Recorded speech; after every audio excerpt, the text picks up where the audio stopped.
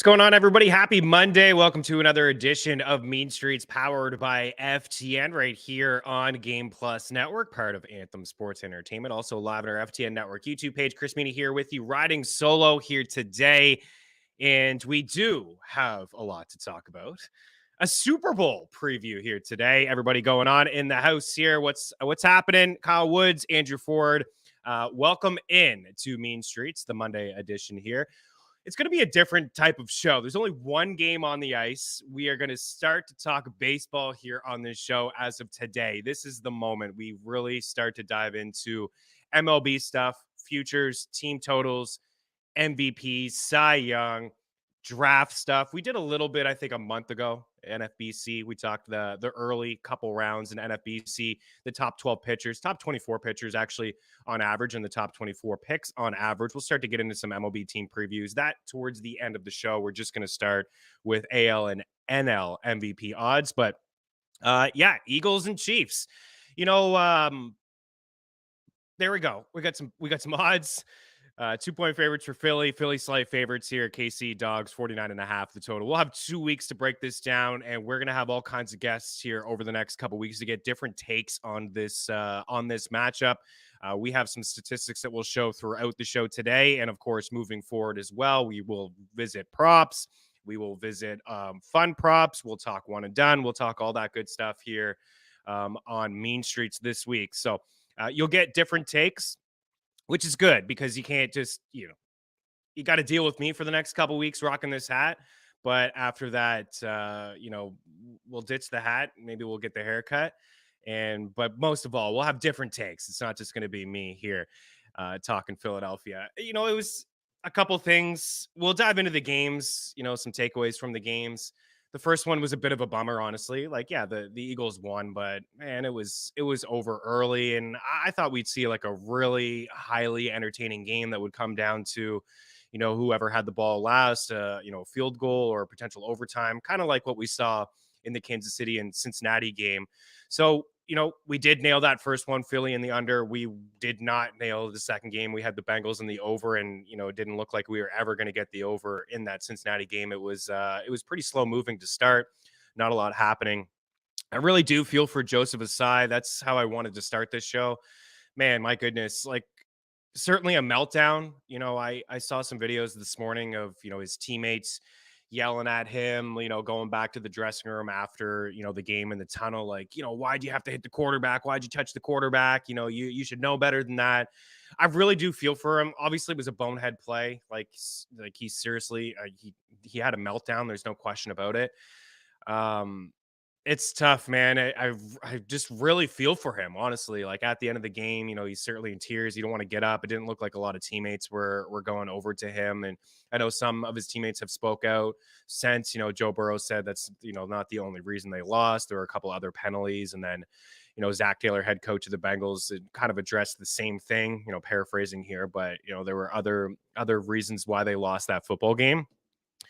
I've as an athlete, and I don't want to compare myself to him clearly because I've never played on the big stage like that. But just looking back, and I played a lot of sports growing up. I've been on both sides of it. I was a contributor to a goal where we won the provincials, and it was an amazing moment. You're on top of the world. Your teammates are congratulating you, and it's such a great moment, a nice feeling that you were there for your teammates. And I've been on the other side of it as well. The reason why, you lose a game and you really do feel bad, it's and looking back at those moments for me, it's just, well, who cares if like Johnny Boy's mother or father was upset during that game? I never, had to deal with Johnny Boy's father, for the next couple weeks. Who cares? But we just live in like a social media. Everything is just like power driven.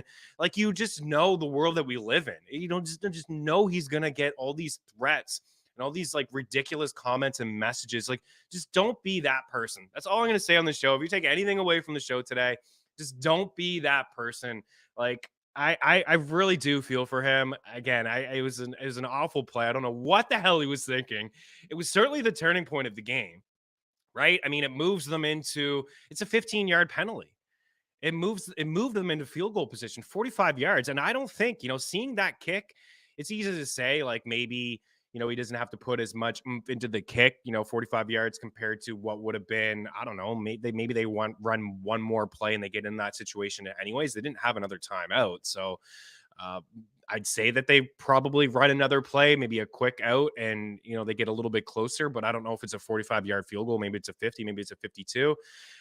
Selfishly, I wanted to see overtime, and as somebody who was on the Bengals, I wanted to see overtime, obviously. But man, it was a tough play, and it did kind of seem like it was the turning point in that game. And how about Mahomes, right? How about Patrick Mahomes? It's like it was his Michael Jordan moment, I suppose, like kind of his flu game. The guy like hardly ran around at all in that game, and then he scrambles for 5 yards out of bounds, and there they are, and they're going to the Super Bowl. And don't tell me ever that this bulletin board stuff isn't a thing. I don't want to hear it. It is a thing. I mean, did Kansas City need to hear the mayor's comments in Cincinnati? Did he need to hear the Burrowhead talk to get them fired up for the game? No, probably not. Right? It's the AFC Championship game. It's a division. It's a rival. It's not a division rival, but it's a rival. It's a rematch. It's Burrow versus Mahomes. It's all this stuff that we've heard leading up, and we heard last year, and then you hear the debates: is Burrow better than Mahomes, and yada yada yada. And then the mayor comes out with all that stuff, but you can't tell me that it doesn't mean anything, because the first thing that was said after they won the game yesterday was Travis Kelce ripping the mayor, the jabroni, with your comments. All right, stop it. And then Mahomes is getting interviewed after the game, and Travis Kelce comes and runs over and says, like, don't get it twisted, right? This is not Burrow's house. This is Mahomes' house. Arrowhead, Mahomes' head. Like, don't get it twisted, right? So it does mean things. And if I was a Cincinnati fan, it's not the reason they lost the game, but I would have been ticked off to hear, the mayor, speak like that and just ramble. And clearly he was clueless. Like, he was out of his element, like to talk about that. I mean, he's reading the paper, he's stumbling over like 3-0 against Kansas City. Burrow, like, you know what I mean? Like, it's just it was nonsense. It was so silly. But it is what it is. KC and Philadelphia in the Super Bowl. Andy Reid against his former squad, and the Kelsey brothers, the first time brothers are going to face off against each other. So those are the storylines. There's a lot of appealing storylines. Jalen Hurts and Nick Sirianni. Year two as a head coach for Nick Sirianni, and year two as a full-time starter for Jalen Hurts for the Eagles. And the turnaround is real. Remember, they fired their coach, and it looked like they were kind of going to go through a rebuild just 5 years ago. And to get back to this point is pretty remarkable. So we'll get through some recaps like sands through the hourglass. Kyle Woods, we're still on it. We're still on it here on Mean Streets. It's been a while. What's up, gang? Congrats to your Eagles. Means Andrew Ford in the house. How did the one and done go? I thought it went pretty well. We'll dive into that after the break. Andrew said P. Ryan anytime touchdown saved his day yesterday. The props weren't great. They weren't great, especially in the first game. It's just the way that the game, I mean, it got out of hand. We gave an under, right, Quan? We gave an under in the FTN betting show. It was the first time in 21 weeks. Probably should have given a dozen unders yesterday in that Philly and San Fran game, because nothing really happened after Purdy left that game. All unders across the board for I think aside from CMC, we had CMC in the bet tracker for over 13 and a half rushing attempts. I think he just got there, but everything else was under, because that game was just, Philly didn't really need to throw. Look at this. Quez Watkins under 15.5 receiving yards. He did have a couple deep shots. He had a couple deep shots there. Good defensive play from the 49ers. And as I told Quan on, I think it was maybe late Saturday, early Sunday morning, I was playing a game of Madden, and Quez was just open all the time. He was open all the time, and I had no choice but to throw him the football as like, running the Eagles offense there. So I was thinking that he would have a big day. But you know what? My analysis, I think, was correct in that game. Is just Zach Pascal is a good pass blocker. He's been on the field more lately, and Dallas Goedert has just cut into what Quez was doing. Quez had some great games without Goddard, so a little too early to hammer home some props for the Super Bowl, but I did notice PrizePicks got some stuff up there, so maybe we'll visit it here in the next little bit. We got a break. We've gone a little long here on the opening block. I just wanted to give some love to Joseph Asai, right? Because I know the guy is like some bad spirits and bad, he can't be feeling too good today. It's can't be easy. So be kind on the old boy, especially if you're a Bengals fan. It's not the only reason they lost that game. We'll be back in a couple. Hang tight.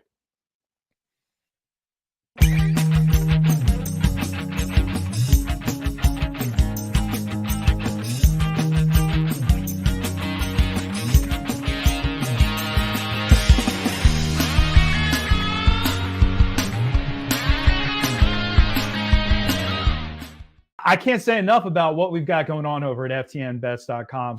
At FTN Bets, your bankroll can be profitable. With the FTN Bet Tracker, you can tell your favorite experts across all sports, including the NFL, NBA, and Major League Baseball. Welcome back to Mean Streets here on Game Plus Network. I'm your host, Chris Meaney. And with our premium content, you can take your bets to the next level. Only $49.99 a month.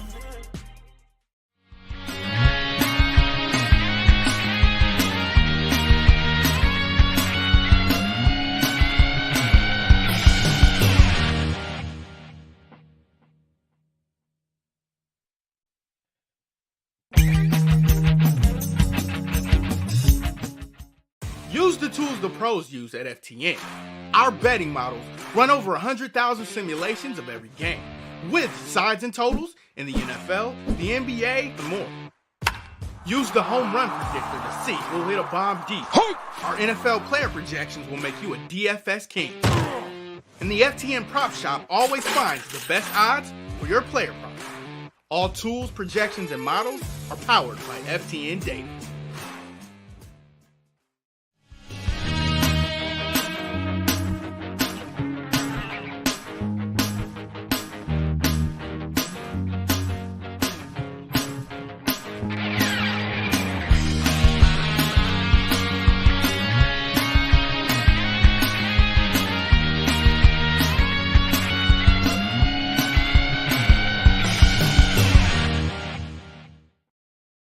Welcome back in. I did want to pay my respects off the top of the show to Bobby Hall as well, who passed away. I saw that from the Chicago Blackhawks Twitter account this morning.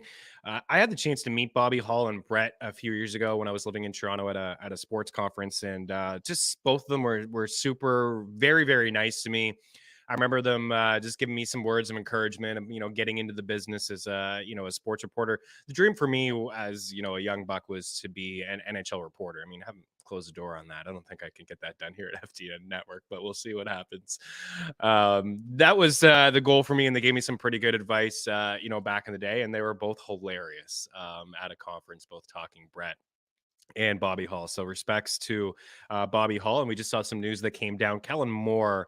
Late last night, it came through that the Cowboys had parted ways with Kellen Moore. I don't know if Mike McCarthy's going to call plays now or what's going to happen in Dallas.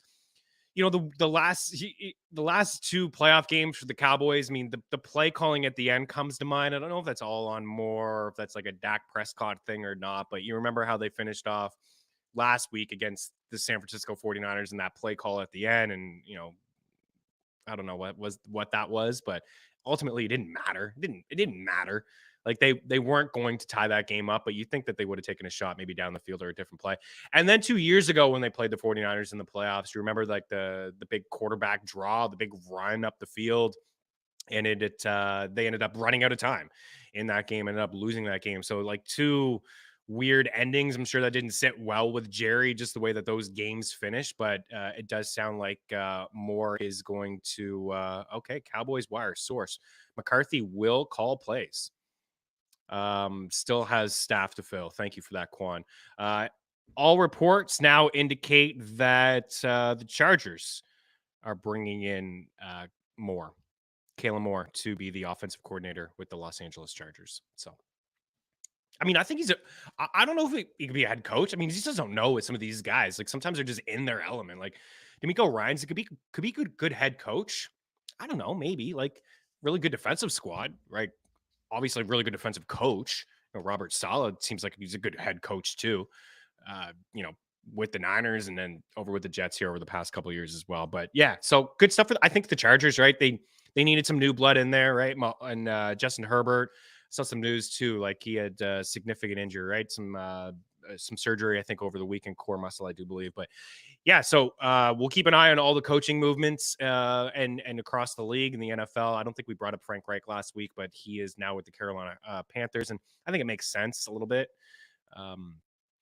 He did get drafted by them. When I say it makes sense, I suppose because he has a connection with the organization, but ultimately they're going to need a quarterback. Like, he is a quarterback whisperer. Like, he did some good things in Philadelphia with Carson Wentz, with Nick Foles en route to a Super Bowl in 2017, but also not so much with the Colts, right? They tried that. I'm sure he was a big reason why they decided to bring in Carson Wentz, but over the years in Indy, you didn't really have a whole lot to work with Wentz and Matt Ryan and Phillip Rivers and Jacoby Brissett and then Nick Foles. And yeah, it's just not a whole lot to work with there. What do we got? Kyle Woods. So is this what you got for your one and done? Yeah, my one and done went okay. I don't know if I have it here on the sheet. This is what I said I went with was just Mahomes. Mahomes had a good day. Travis Kelce found the end zone. I had Juju, that obviously didn't work out. I had Christian McCaffrey. He had a pretty good day. I had Mixon, that didn't work out. He didn't do a whole lot. I had T. Higgins. He ends up finding a touchdown. I really just stacked that game. So for me, moving forward this week, it'll be a full-on Philly stack. I'll have Jalen Hurts in there. I'll have the opportunity to use Pacheco. I used McKinnon. He didn't do anything. I expect a little bit more from McKinnon. It was more Pacheco. Like, he was catching some passes, more passes than I thought that he would. What did he have? 6 grabs. It's pretty spectacular. 5 grabs for 59 yards, 6 targets. It's not something that really he was doing a whole lot. And Daily Handle in the house. Did you bet over Hayden Hurst 4.5 receptions? I did not bet Hayden Hurst over 4.5 receptions. I think we gave on this show the 3.5 we liked, but it was juiced. I didn't even know that I got up to 4.5. I know that, other books, you can do things like 4, 5, 6. You do whatever you want, really, to increase your odds. But we did not have Hayden Hurst over 4.5. We had him over 3.5, but I think it was -170 Daily Handle. He just had the 4 grabs for 37 yards. He says he did, and you got screwed. So yeah, the one and done strategy, I guess not too much of a strategy left, Kyle, for those that are hanging out that are still, obviously playing one and done. I got some work to make up, some ground still. I don't know what my opponent has left, but I'm going to be able to roll out a full squad. I saw this week some of my league mates, they had some Philly mixed in and they had some San Fran mixed in with KC. So who knows? Like, you just never know. You get some weird lineups, right? Some people may not have people to roll out this week, but for me, not everybody's here to talk about they want to hear me talk about my one and done lineup, but this is what I'll roll out. This is the early mock. Kyle Woods will have Hurts, Pacheco. We already used Miles Sanders. We'll have Kenneth Gainwell. I mean, he continues to look pretty decent, man. He's running hard. He had some nice runs again yesterday. He is the third down back in Philadelphia. If Kansas City, puts up some points and scores some points, it could be a fun offensive. What do we got for a total there? 49.5. Quan, 49.5. I see a lot of bets already in on Kansas City, the +2.5. I don't think using our prop shop parlay calculator, I don't see any 2.5s out there anymore, but +2, +1.5, but it's a high total, 49.5. Maybe we see some offense there. So Gainwell, Pacheco, and then I'll have the whole Philly stack. I mean, it's going to be very homerish of me, but also this is what I was thinking. It'd be a Philly stack or it'd be a San Fran stack, or those are the two teams that I expected one of the two to get to the Super Bowl. Didn't really believe in Minnesota or anybody like the Giants, and just didn't really Bucks and Cowboys, didn't believe in any of those squads. But it'll be a Hurts, AJ, Devontae, and then it'll be I'll have to go with Dallas Goedert in there. And then in my flex, I'll have some options. I mean, I'll probably be MVS. So my early initial lean here is honestly, it is Philly. It is Philly. We'll get into it in the next block. I do want to recap some stuff, but Kyle, I'm sure you got some KC guys left. MVS will be an option. My thinking is like Juju is not 100%. Mecole Hardman left yesterday with an injury. He's not 100%. They have 2 weeks to get these guys ready. Kadarius is hurt again. They have 2 weeks to get these guys ready to go. Mahomes, right, sit the ankle down. He definitely wasn't the same quarterback, let's be honest. But Patrick Mahomes, like, he's the number one quarterback out of the pocket. He's the number one quarterback in the pocket. He's just a freak of nature. Like, he's unbelievable. And with the game on the line, he scrambled for the 5 yards. There was another play where he backpedaled and went to the left, and he had to throw off that foot, and he clearly was in a lot of pain, but he powered through those moments, and that's what you get. I mean, the guy is an absolute warrior. He's a beast. And even Travis Kelce wasn't 100% yesterday. And I do believe the reports that, he had some back spasms that surfaced late Friday afternoon, and he was very questionable to play that game. Of course, he was going to do whatever he could do to play, but tell you what, man, if back spasms just occur during the game, there's nothing you could do about it. It's like, it's hard to tough it out and play through that sort of stuff. But yeah, Mahomes and company, Andy Reid, just a beast, right? These guys are just, they're unbelievable. So it clearly will be a tough game for the Eagles. But I want to go over some of my takeaways from yesterday. And I know a lot of people are already saying it, Eagles again, another cakewalk game. And they didn't have any adversity in that game. And while that's true, one thing we talked about on this show when it came to the Eagles and the 49ers was the pass rush. We talked about how the pass rush would be the difference in the game, right? We had an Eagles defense that generates more of a pass rush than the Cowboys. And I thought the Cowboys did a really good job against Purdy. Purdy didn't throw any passing touchdowns last week. The offense struggled. The pocket collapsed. So what we saw early and often in that game yesterday, it was the first series.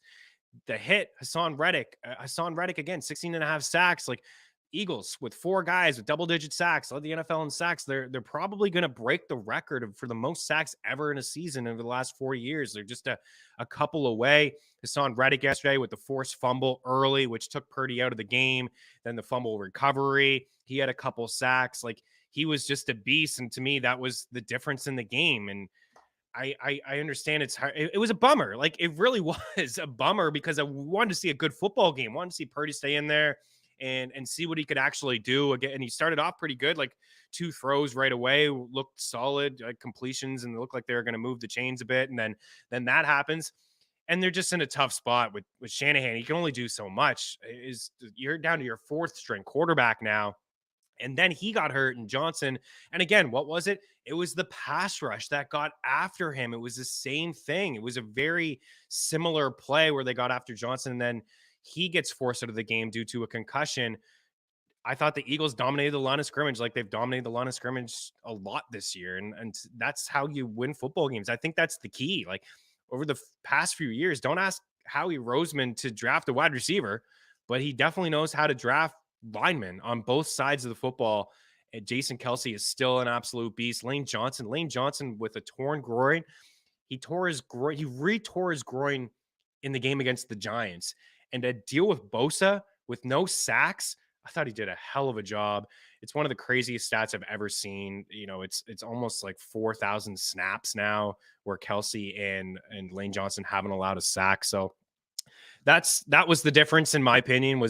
And the Eagles ran the ball pretty well. I mean, from a yards per carry standpoint, 44 carries, 148 yards, 3.4 yards per carry doesn't seem fantastic, but Kenneth Gainwell gets 48 on 14 carries, Miles Sanders gets 40 on 11, and Jalen Hurts ran the ball in the second half of that game. He took some big shots too, but 39 yards on 11 carries. They didn't have to throw the football. I mean, Jalen Hurts didn't have a great game. He was 15 for 25, $121, 4.8 yards per pass attempt. I mean, those aren't really good numbers. He didn't have to throw the ball at all really in the second half.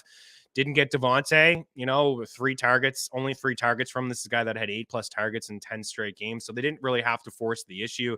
AJ Brown has 4 catches, leads the way.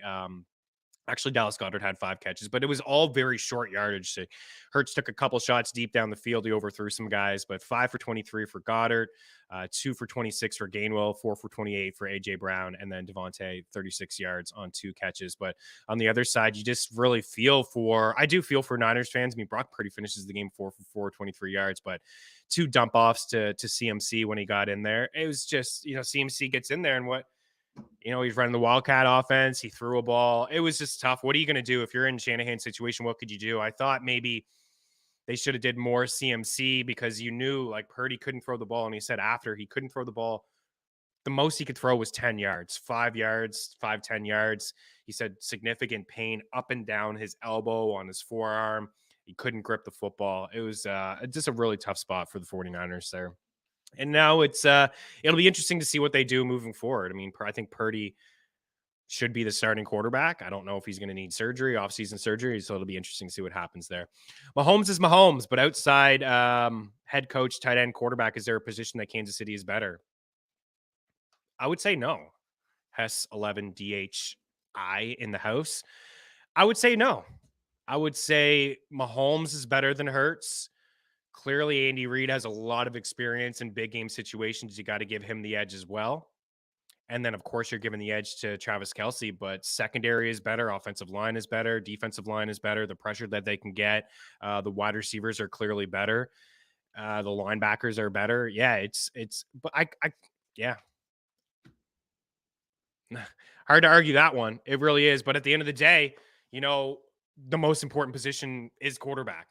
And I'd say the second most important is head coach, right? The experience factor is key. That's also one thing I wanted to mention as well as, we wrap up from the Philly and the San Fran talk. There's really not a lot to dive into. It's just, it stunk that it was that type of game.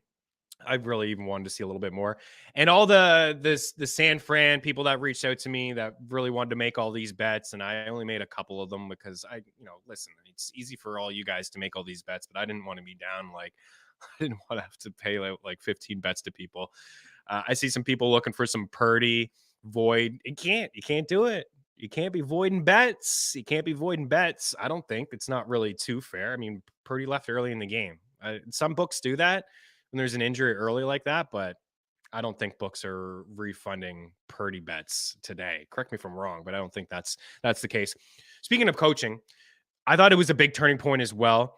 The Devontae Smith catch, which really, it wasn't a catch. And that was a big play, right? They went for it on fourth down. They're in a situation where, you can't kick the field goal with the win at the link. You got to go for it on fourth down. And then even Devontae, it looked like he was like, hurry up. I don't know if I caught that. Hurry up. I don't know if I caught that. But what is Shanahan doing there early in the game? I think you got to throw your challenge flag. You got to throw it, especially with how quickly the Eagles moved up. And if you lose that challenge, it's not the end of the world. It's just you lose a timeout early. You're still going to be able to challenge again later on in the game. And then I thought that was a turning point. The Eagles end up scoring. Who knows how that shapes out? You challenge, then San Fran gets the ball in decent field position. Maybe Purdy doesn't suffer that injury. It's a lot of what ifs and maybes here on this show. But then later on in the game, on that injury, Nick Sirianni throws the challenge flag. It looked like it was an incomplete pass. It was actually a fumble. Philly gets the ball, and the rest is history. So I thought Nick Sirianni, as much as when you say, did he outcoach Shanahan was in a really, really tough spot, but early on in that game, there was certainly some decisions that changed the course of the game. And I think that was part of the turning point as well. Enough Philly San Fran for now. We are going to break and just some recaps from KC and Cincinnati. And also we'll show you how these two teams match up. Hess 11 DH1 talks about the positions outside of the quarterback, tight end, and also the head coach position. How do these teams match up? We'll show you some statistics here on how they actually do indeed match up. So still a lot more to get to.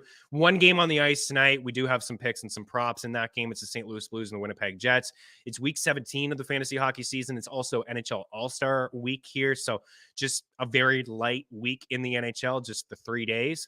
So we will start to turn the page and talk some MLB, some NBA on this show. And we will take care of those that are playing some fantasy hockey as well, because it is a 2-week period for those playing in ESPN, Yahoo, and Fantrax leagues. But for those playing high stakes NFHC formats, it's just the 1 week. So you do want to get some players that are playing this week, and we'll take an early look at what will be week 18 for those high stakes players as well. So still a lot more to get to here on Mean Streets. We'll be back in a couple.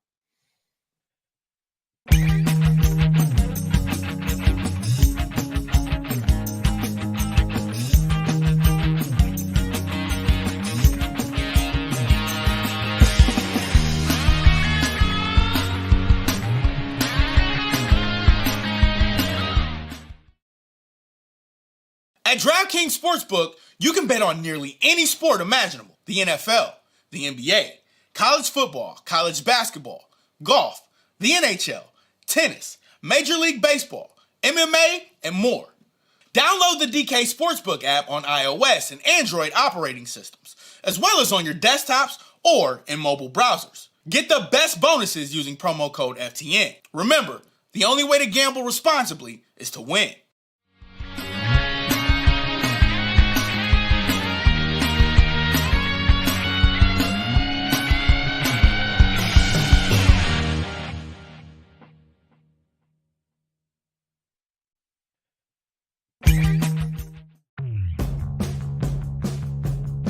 PrizePicks is a creative new way to parlay picks based on expected fantasy point production and single stat projections.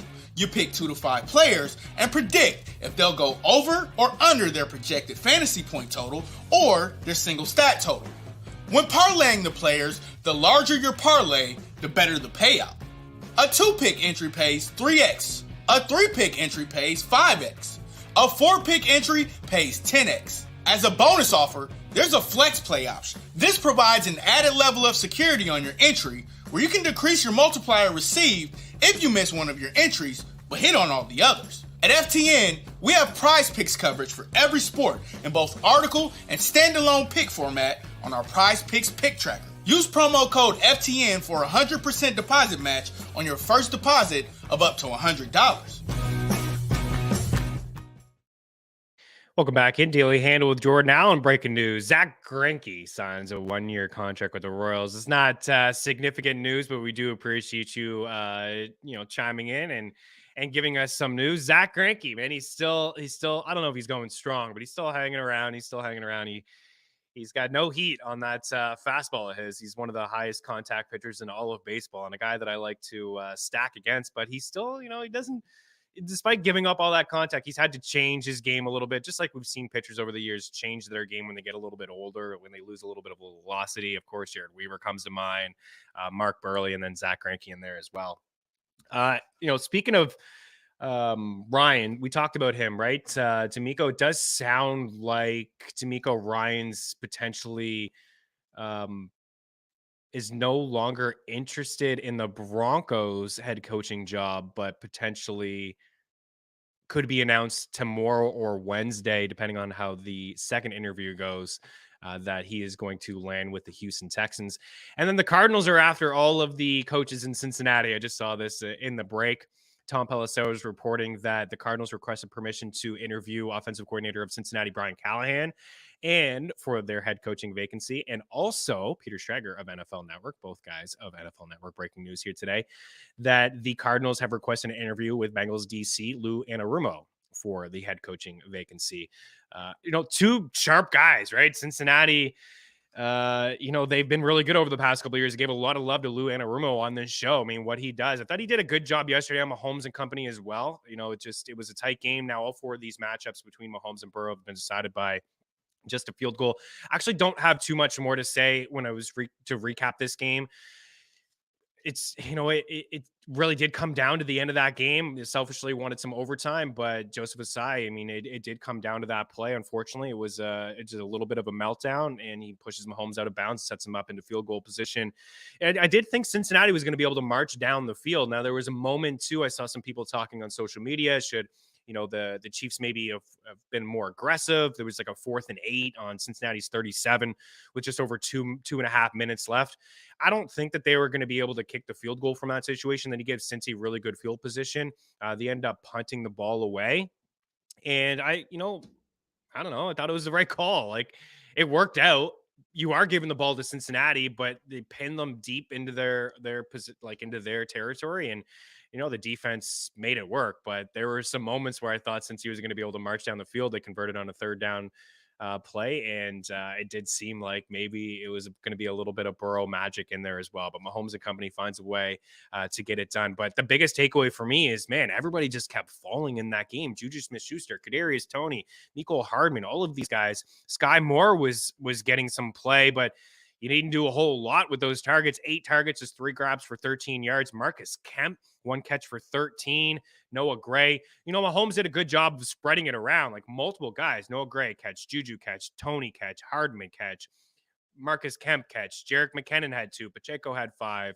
Sky Moore had 3. Travis Kelce 7. I mean, we jumped all over the Kelce prop. We got that one early, the 6.5 and the 76.5 receiving yards. And then MVS had a huge day. So he's somebody that we have to consider clearly in our one and done lineups. I don't think anybody was rolling out MVS over the past, like, hard to trust, but 8 targets, 6 grabs, 116 yards, has a touchdown, really just showed up for the Kansas City Chiefs, which was a very inconsistent season for MVS. He was the guy that they gave the most money to. Juju was a 1-year deal. They traded for Kadarius. He can't seem to stay healthy.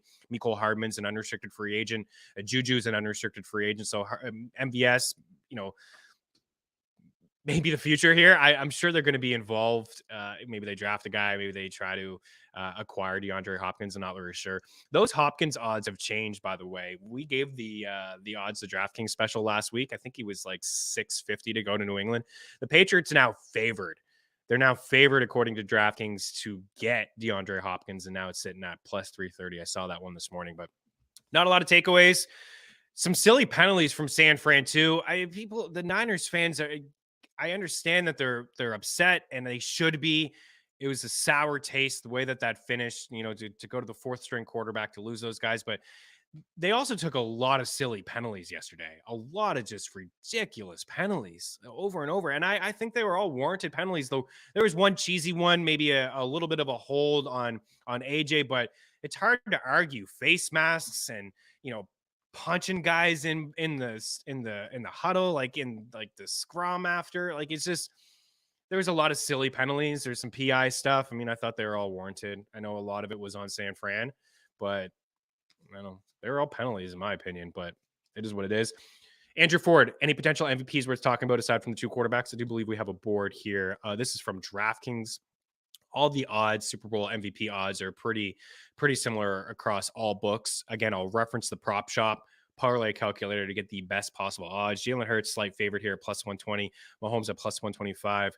We talked about Travis Kelce last week. I don't know if you have the odds from that. It doesn't really matter, Quan. It doesn't matter. I'm pretty sure we gave Travis Kelce as like a little bit of a sprinkle at 20-1. There were 2 guys that stood out to me after the quarterbacks. It was CMC at 14-1, of course. That's out the window. And then Travis Kelce at 9-1. I do believe that there's some plays here, outside of these 2 quarterbacks. I mean, we've seen wide receivers, Cooper last year, right, win the MVP. Kelce, you got to figure that, one of these 3 guys could have massive days, like Kelce, AJ, or Smith. Like, Kelce could have a monster game where he's got double-digit catches and 2 touchdowns. Like that, if you're looking for long shots, like 9-1 isn't bad for Travis Kelce. And for the 2 wide receivers, I mean, I'm going to dive into the matchups a little bit later on in the week.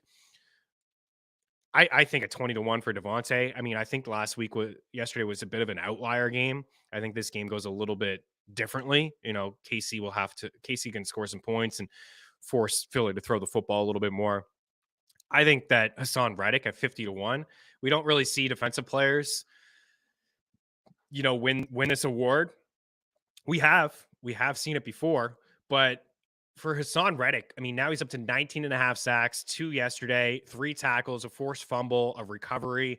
The guy's been an absolute monster. The Eagles are going to dominate the line of scrimmage again, since he, got some pressure on Mahomes, and Mahomes is still going to be limited. He's probably going to feel a little bit better here in a couple weeks with some rest, but he's still going to be a little limited in that game, and they're going to be able to dial up some pressure on him and get after the quarterback. So those are a couple, long shots, maybe Hassan Reddick, like a little sprinkle on him. Maybe Pacheco, at 30-1, you could be we've seen running backs before, have monster days. And I was, I'm pretty taken back by all the work he got through the air in the passing game, all those catches for Pacheco. So if he catches a couple passes, he gets a couple touchdowns, like he certainly could be MVP as well. I just look at the game log. I mean, this guy Pacheco, he had 1 catch against Jacksonville, he had 0 against the Raiders. He had 1 game this year where he had more than 2 catches, and he only had 13 grabs all year. So I'm pretty taken back by the work in the passing game. I thought it'd be a little bit more Jerick McKinnon as a better pass blocker in that game, and maybe we see more McKinnon with the pressure that the Eagles can dial up. So Andrew, It's usually a quarterback award. You know that, right? Usually a quarterback award, but some decent long shots there as well. We're going to break. We're going to show you how these two teams match up. We're going to visit some NL and AL MVP odds, as well as a preview of tonight's hockey game between the Jets and the Blues. We'll be back in a couple minutes. Hang tight.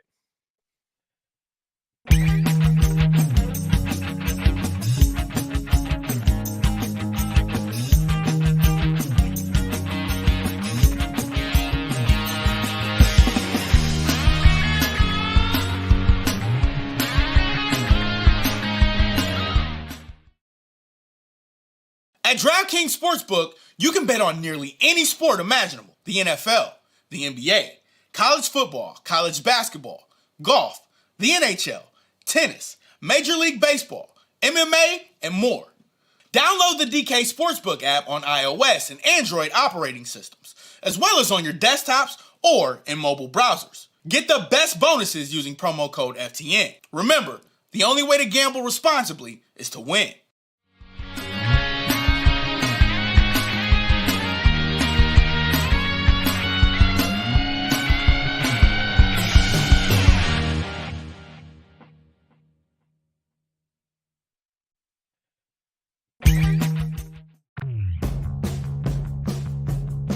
PrizePicks is a creative new way to parlay picks based on expected fantasy point production and single stat projections. You pick 2 to 5 players and predict if they'll go over or under their projected fantasy point total or their single stat total. When parlaying the players, the larger your parlay, the better the payout. A 2-pick entry pays 3x. A 3-pick entry pays 5x. A 4-pick entry pays 10x. As a bonus offer, there's a flex play option. This provides an added level of security on your entry where you can decrease your multiplier received if you miss one of your entries but hit on all the others. At FTN, we have PrizePicks coverage for every sport in both article and standalone pick format on our PrizePicks pick tracker. Use promo code FTN for a 100% deposit match on your first deposit of up to $100. Welcome back in. I do see some odds I wanted to share with you guys. Why not? PrizePicks. It's a little early. I do want to say we're going to have 2 Super Bowl shows over at FTN Network. We're going to have one, I think tomorrow night. We'll see if these odds start to surface on other books. We're going to do that. It'll be like an early look, but we're also going to have a Super Bowl show next Thursday with Jeff Ratcliffe. Jeff Ratcliffe. Oh, baby, let's go. Exciting times. Ratcliffe, myself, Mike Randall, and Taylor Mathis will be with you guys next Thursday. We will have a Super Bowl show, but 2 Super Bowl shows. They'll both be free, of course, to check out on our FTN Network YouTube page. Make sure you are subscribed. The early one, maybe tomorrow night or Wednesday, will just be like, hey, these are the lines, early thoughts, initial thoughts, some fun novelty props and things like that. You know, Gatorade color. Those are a little bit silly, but we will visit them. Rihanna first song, all these like things. We'll visit them, but here's what I saw on PrizePicks just now this morning. So we'll start at the quarterback position, passing yards. You got Jalen Hurts, 238.5. Patrick Mahomes, 285.5. The rushing yards, Miles Sanders, 53.5. Pacheco at 50.5. Seems low, right? Considering how hard he is running lately. Receiving yards, Travis Kelce at 77.5. I mean, guys, it's just a gift every week with Travis Kelce, like these 76s and 77s. I know we just got it last week, but I don't know. I don't know. I tweeted out when the match with Jacksonville when they opened up, and it was like 76 again and 6.5 grabs. It's just, I would jump on this right away. Travis Kelce, 77.5. Like, he's still going to be he's going to be a big part of the game. He's going to be a problem for the Eagles. Devontae at 60.5. AJ Brown at 67. Dallas Goedert at 42. Nothing from the Kansas City side. No wide receivers. Don't know who's healthy and who's not. Passing touchdowns, 1.5 for Hurts. 2 for Patrick Mahomes. We have some field goal stuff here. Jake Elliott and Harrison Butker, 1.5. You got fantasy scores. The quarterbacks are both at 22.5. Miles Sanders at 9.5. Travis Kelce at 17.5. Of course, it's a full point setting over at PrizePicks to get the point there for the catch. Receiving touchdowns, they only have Travis Kelce on the board. Like it a lot. Kelce, I mean, this just seems to be automatic here. Automatic. Moving forward, you got the matchup stuff that we can chuck up, just like an early look. Of course, we're gonna have some other guests join the show over the next couple weeks to get their take, but usually how the two teams match up. Eagles offense, according to Football Outsiders, DVOA offense, number 3. Of course, on the other side, we got Kansas City, both top 10. Kansas City, number 1 in points per game, number 1 in total yards, 413, number 1 in passing yards, 297, and then number 1 in pass DVOA, according to Football Outsiders, the Eagles. This is a team offensively not too bad, right? Number 3 in yards per game, top 10 in passing yards per game, top 5 in rushing yards per game. The number 1 rush DVOA offense in football over the past couple of years. They've been number 1 and number 3 in points per game. And you see the percentage. So you got Kansas City 61.5 pass percentage. That's neutral script. That's from FTN Daily. Some of our tools over at FTN Daily, FTNFantasy.com. That's the 8th highest percentage. Kansas City, or Cincy, was also right there at 61.5%. That's neutral script. That's neutral, tied, or within a touchdown. This is a team that likes to push the pace. And of course, we know that. We've known that for years. You can go back and look at Andy Reid over the years, and it's just been more of a pass-heavy offense. On the other side, the Eagles, they're inside the top 10 in rush percentage, 49.24%. Switch it over to defensively, and this is, to me, going to be the difference. This is going to be the difference. You got a defense that is just average on the Kansas City side of things. You have on Philly, the biggest thing for me is the 5.5 yards per pass attempt, number 1 in football. They were number 1 against the pass. This is a team that definitely struggled against the run, but they started to get healthier towards the end of the season and kind of fixed that a little bit. I thought they did a good job in CMC, but again, you knew that this team was going to run in San Fran. So I hear the noise. Eagles haven't played anyone all year. Cakewalk schedule. I hear all of it. I really do. And what are you going to do? What are you going to say? Now they'll be tested. This is a team that hasn't faced a lot of adversity this season. They'll face it in the Super Bowl. But, I mean, when you've been the best team in football all year, you're going to cruise. You're going to beat up on some teams. Yeah, they had an easy schedule. The Niners had an easy schedule. You know what? In my opinion, there were only a couple elite teams in the NFL this year. There were a lot of mediocre football teams. The Chiefs, the Bengals, the Bills, the Eagles, the Niners, all really good teams. After that, we had some questions about the Cowboys. Nobody believed in the Vikings. Nobody really believed in the Giants. The Seahawks made it in. It was a really nice story. The AFC's got some powerhouse teams, some quarterbacks, better quarterback play. But for people just to sit here and say that the Eagles just cruise through, just a brutal schedule, an easy schedule. They didn't play anybody good. They're not that good. They're frauds. Some people saying that the exact same team that played Tampa, last year in the playoffs, and they'll be exposed. And it's just not true. It's just not the case. Hassan Reddick, we've already talked about him enough on this show. AJ Brown. I mean, the guys that they brought in, James Bradbury, Chauncey Gardner, like, they brought in so many pieces that it's all noise. It's all noise. It should be a good Super Bowl. We'll stop talking about it for now. We're going to visit the hockey game, and then we'll have some fun with some NL and AL. And it's tough for me to say very fast. Bats on a Monday. Had maybe one too many over the weekend. We'll be back in a couple. There we go. Hang tight. Keep her locked. Mean Streets continues on Game Plus Network.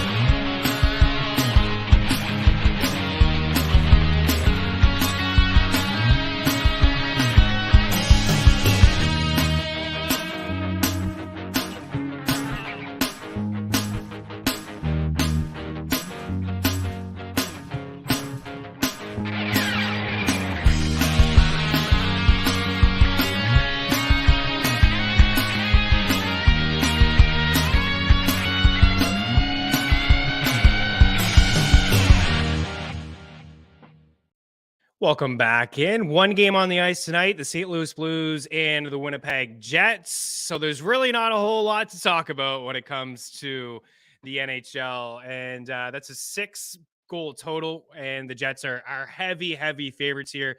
You know, the St. Louis Blues are going through something. They face a lot of adversity this year. You know, they're without a lot of key players and Pavel Buchnevich and Ryan O'Reilly. There's a lot of guys that are just not with this team that we're used to seeing. And, you know, there's a big difference between these two squads. I mean, we have the Jets, you know, 51 games played, 63 points, or just 3 points back up of the Dallas Stars of the top of the Central. And then we have a Blues team inside the same division, 49 points, a lot of work to do. They got a negative 27 goal differential. They've allowed 181 goals, which is the most goals allowed in the Central Division. And only the Vancouver Canucks and San Jose Sharks and Anaheim Ducks have allowed more goals in the Western Conference than the Winnipeg Jets. So it's tough to kind of get behind this line just at minus 215. Like, it's a lot of juice, but the Jets have lost 3 straight. I don't feel like an under is in play here, but I really want to give a little bit of love to Nikolai Ehlers. His shot prop is at 3.5 at minus 103 using a prop shop. This is a guy who's cleared 3.5 shots in 5 of his past 6 games. He was stuck on 2 against the Preds on January 24th, but 5 shots in his last game, 4 in the game before that, 5 against the Flyers, 4 against the Sens, and 4 against the Toronto Maple Leafs. He's been really good since getting back into the lineup. He hasn't played a whole lot this season. He missed a lot of time this year. But I like Nikolai Ehlers to score a goal. I like him to have 4 shots here tonight. And I really like that line with Mark Scheifele, Nikolai Ehlers, and Blake Wheeler. Blake Wheeler tonight is plus 130 for an assist. This is a guy who's got 5 assists over his last 5 games, 24 helpers on the year. He's a pass-first guy. He doesn't really shoot the puck a lot. I mean, you can go back and look at his last 7 games. He's got 4 shots. So he's not the guy that's shooting on this line. It's Nikolai Ehlers shooting on this line. It's Mark Scheifele shooting on this line. Bet365, you can put all 3 of these guys into a same-game parlay and get the point. But I would be looking at Nikolai Ehlers over 3.5 shots, Nikolai Ehlers to score, Blake Wheeler to have an assist. And if there is a blue, I just wanted to check quickly. Tarasenko would be the guy for me on St. Louis because of all like the injuries that the Blues have. There's really just 2 shooters that I feel confident in. Jordan Kyrou, but his shot prop is always, you know, it's at 3.5. He has cleared 3.5 in 3 straight and 5 his last 6, just like Nikolai Ehlers. A lot of ice time for Jordan Kyrou as well. His last few games, 4 shots, 6, 5. He had 8 against the Preds. He had 4 against the Sens. So he's been clearing pretty consistently. But I wanted to give a little bit of love to Tarasenko. Tarasenko's shot prop is at minus 106 over at Bet Rivers. And he's just going to get a lot of ice time. He's 3 games since he's returned to the lineup, 5 shots, 3, and then 2 in his last game. That last game was against Colorado, but the ice time was there, 21 minutes. So 17 minutes in his first game since missing some time due to an injury. Then in game number 3, 21:04 in a top 6 role and locked into that first power play, missing Pavel Buchnevich and Ryan O'Reilly, as I mentioned. So I do believe we'll see like a 5-2 win. I kind of got to lean to the under or the over, excuse me. I think we'll see the Jets, you know, score some goals, whether it's Binnington, Ville Husso, whoever or not Husso, Thomas Greiss, whoever they roll out in net for St. Louis.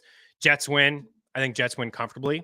Just to recap, Wheeler assists, Nikolai Ehlers over 3.5 shots, Ehlers a goal, and then Vladimir Tarasenko over 2.5 shots. And if you want more, just check out ftnbets.com/free and sign up for free. We got one more segment here on Mean Streets. We'll be back in 2 minutes. We're going to talk a little baseball. Keep it locked.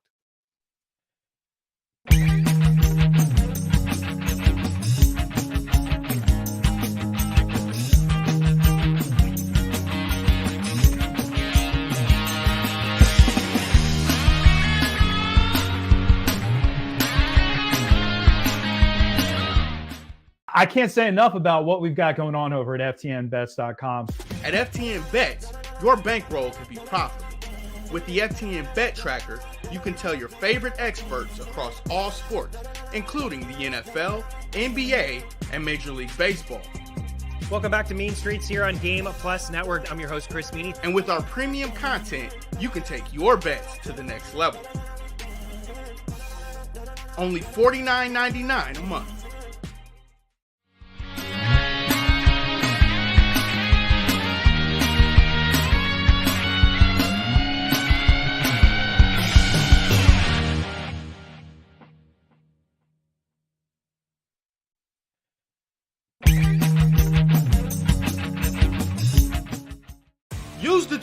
pros use at FTN. Our betting models run over 100,000 simulations of every game, with sides and totals in the NFL, the NBA, and more. Use the home run predictor to see who'll hit a bomb deep.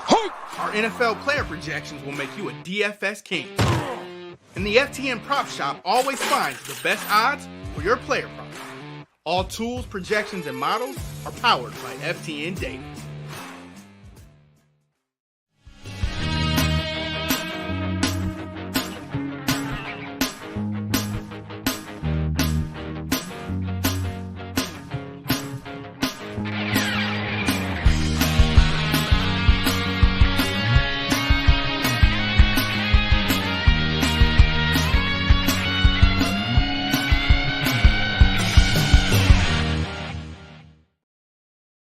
Third matchup, by the way, with the number one pass offense versus the number one pass defense in Super Bowl history, with Kansas City and Philadelphia and KC being the number one offensive squad. So this is a bit of a sneak peek. Not going to have a lot of time to dive into this, but let's bring up the AL MVP odds. This is just the start of what will happen on this show over the next little bit. Joey Ohtani, a favorite at 2-1. Mike Trout at plus 450. Every year we do this, and every year I get a little sick to my stomach as a Halos guy to see the two Halos atop the MVP odds, knowing that this team will not even sniff the playoffs. But that's the way that it is. Judge at plus 450. Julio Rodriguez, I like at 7-1. I think that's a very interesting one. Vladimir Guerrero Jr. as well at 12-1. I think that's also a very interesting bet. Not going to fall for Rafael Devers. Sorry, George, at 20-1. Just don't think the Red Sox will sniff the playoffs. If they do, he definitely will win MVP because it's not a very good squad. Franco in there at 25-1. I think Corey Seager is interesting as well, but they're going to need all facets to make the playoffs in Texas. You know, DeGrom and company, they certainly made some noise. I really like that Rodriguez one at 7-1. I think he's a superstar in the making, and there's some good value there in Jordan Alvarez. We'll dig deeper a little bit later on the week. Bregman is high there. And then quickly on the way out, NL MVP odds. Soto at 5-1, Mookie Betts 9-1, Tatis Jr. at 9-1. I think it's a trap. Don't think he's going to be ready to start the season either. He's still serving that suspension. Goldschmidt 10-1. I like Ronald Acuna Jr. at 12-1, Trey Turner at 13-1, Pete Alonso at 15-1, Manny Machado at 15-1. A bunch of Padres here.